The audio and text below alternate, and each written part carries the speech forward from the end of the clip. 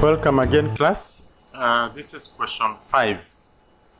Question 5 of the CHRP paper. Was consulting firm has built a culture of high professional and ethical standards. Wow, what a good culture. A culture of high professional and ethical standards. Examine 5 benefits of the culture of the organization. Wow, this is a very good question. Has built a culture of high professional. This is the normal way of doing things in that company.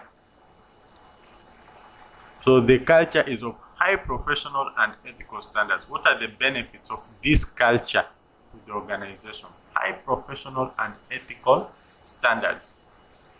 That's a very good culture. So number 1,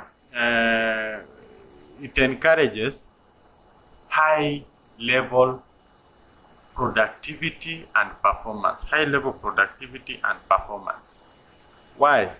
Because of high professional. When you are a professional and you are acting professionally, we expect high levels of productivity and performance. So this will go without saying that a culture of high professional, people doing things professionally, we expect the productivity levels to be high, we expect the performance levels to be good, because people are practicing professionalism. Professionalism goes with high performance. We also expect integrity levels to be very high, and this will go a long way in ensuring a solid reputation, very good reputation with the public and the stakeholders at large. Now, when we have a very good reputation with the public because of these ethical standards, then of course this will replicate in performance.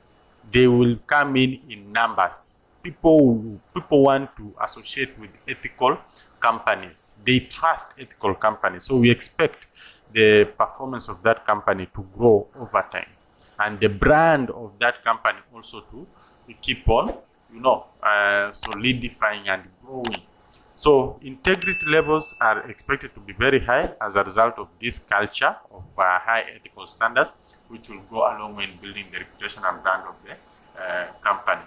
We also expect that we'll have a high transformational power in this company, so that people who join the company, any new entrants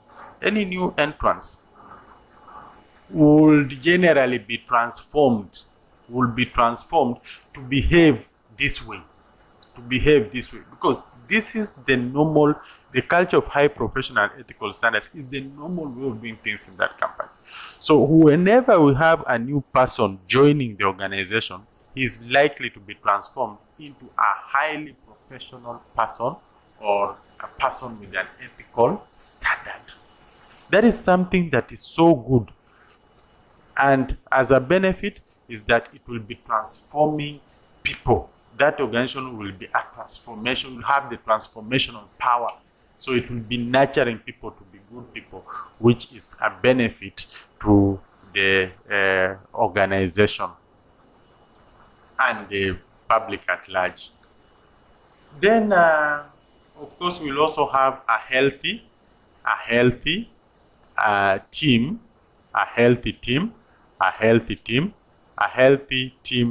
that is well bonded. When you have people who are they act all of them professional and they are ethical, chances are very high that they are going to be bonded to become one, as opposed to if people are unethical and they are not even professional, then they might have a lot of conflicts because of the things they do, unethical things.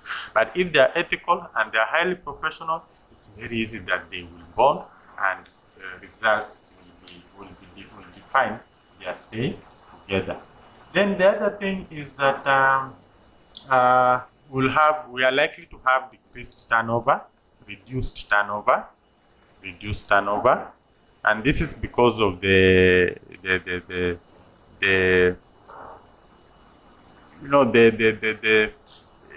nurturing that takes place in this organization, the culture that has been set in the organization, the transformation that is taking place in the organization, the respect that is in the organization.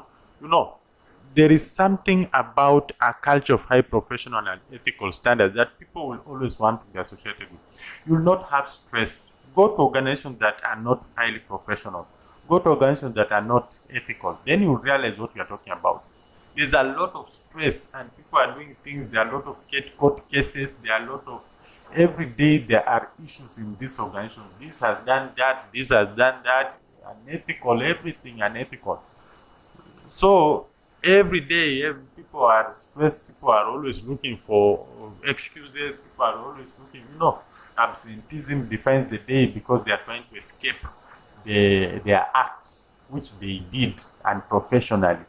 So in highly professional and ethical standards, we don't have those stresses and depression because they do things the right way. And so we will not have the cases of reduced turnover. So that is a very strong point. And of course, there will be efficiency, there will be effectiveness, because people are doing everything professionally. Efficiency is very fast, saving time. Effectiveness, use of less resources. If you are using professionals and they are working professionally, then you expect less resources to be used, and in the process, the organization will thrive. Then you also talk about improved employee engagement and relationship. Improved employee engagement and relationships, because of the, if they are ethical, it means they have so many values which will basically bond them together as opposed to creating conflicts. So let's look at the next item, B. This was part A of the question. Let's look at part B of the question. Part B of the question, Vumilia Manufacturers Limited operates in a highly dynamic environment. Explain to the management 5 emerging issues in human resource management likely to affect the company. 5 emerging issues in HRM likely to affect the company. Number 1, I think this issue of remote working. It has benefits and it also has demerits. It's a highly emerging issue, especially from COVID-19 effects. So remote working, very emerging issue. Now, most of the companies have adopted it, and it has both negative and positive effects. We also have this issue of virtual training that now organizations are adopting. But of course, it also has advantages and disadvantages. It's an emerging issue in human resource management where people are now being trained virtually. It has advantages and disadvantages, and those are likely to affect the company depending with how the company sees it. Then we also have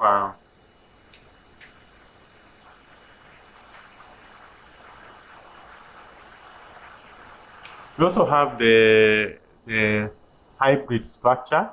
It's also a hybrid structure. It's also a new issue. And basically, most companies are going for the matrix structure, where we have the functional and divisional and kind of structures put together. So you receive orders from 2 different heads or something like that, and that is an issue that is likely to, because companies are generally going over borders. Globalization is now very real, and the world has become a very small market. So companies are expanding, and they want to have control over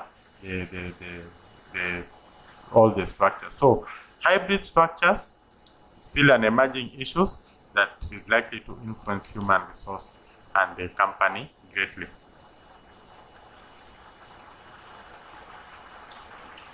Then we also have the issue of, I think I've talked about globalization, where the world has literally been turned into a very small village.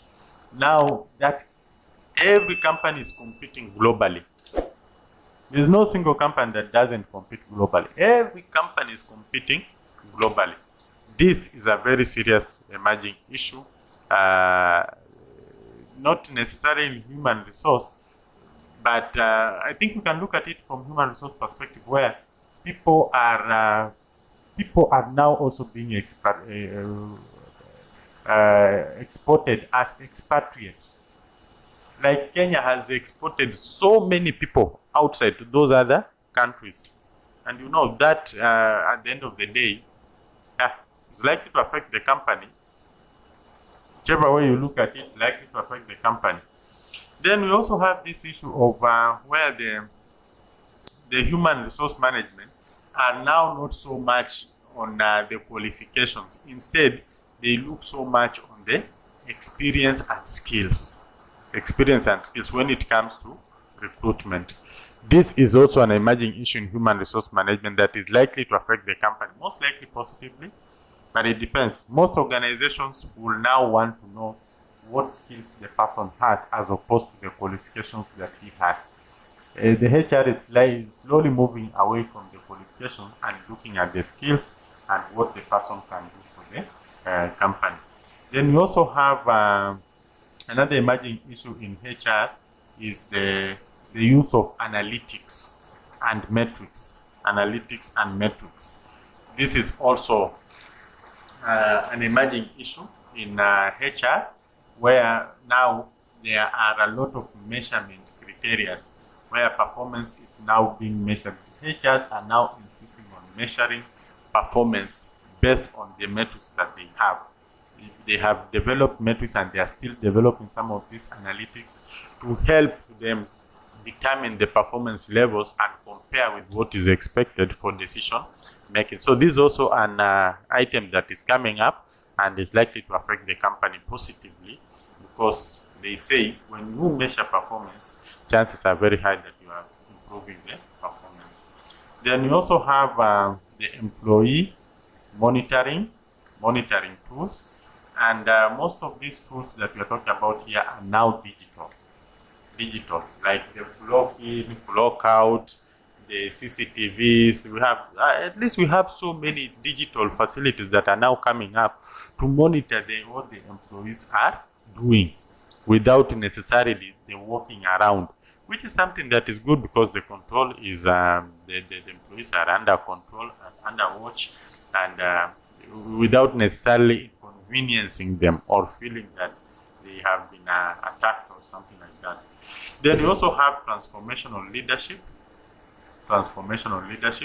where the HR is simply looking at nurturing the leadership qualities or improving the person from the way he entered the organization, so that you don't remain in the same state you joined the organization, but you grow with time.